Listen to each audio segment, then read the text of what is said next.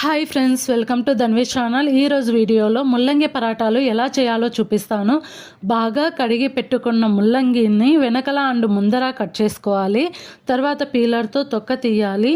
తర్వాత అన్నింటినీ తురుముకోవాలి. ముల్లంగి తురుములో చాలా వాటర్ ఉంటుందండి, అది అలాగే తీసుకుంటే పరాటాలు సరిగ్గా రావు. అందుకని క్లాత్లో వేసుకొని కానీ చేతులతో పిండుకొని కానీ వాటర్ని తీయాలి.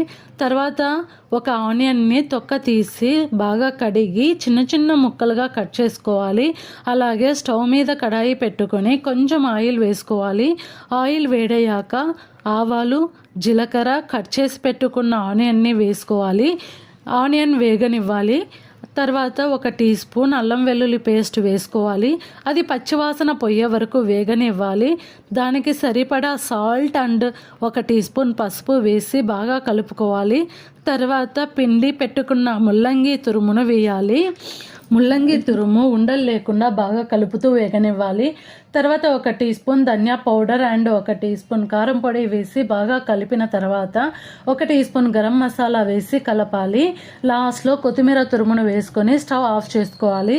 చపాతీలు రుద్దుకునే చెక్కపై కొంచెం గోధుమ పిండిని చల్లుకొని పిండి ముద్దను ఉంచాలి. చపాతీ కర్రతో పిండి ముద్దను మధ్యలో కంటే అంచులు పతలా ఉండేలాగా నేను చూపించినట్లుగా రుద్దుకోవాలి.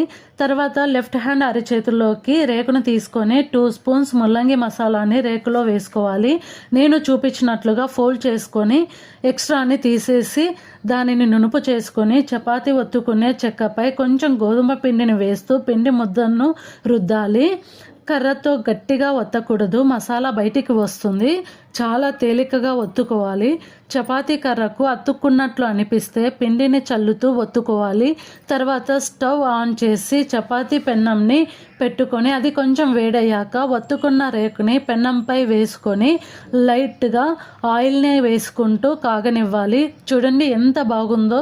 ఈ పరాటాని ఆవకాయ ఊరగాయతో కానీ పెరుగులో కానీ తింటే చాలా బాగుంటుందండి. మీరు కూడా ట్రై చేసి చూడండి. ఈ వీడియో మీకు నచ్చినట్లయితే please like, share and subscribe.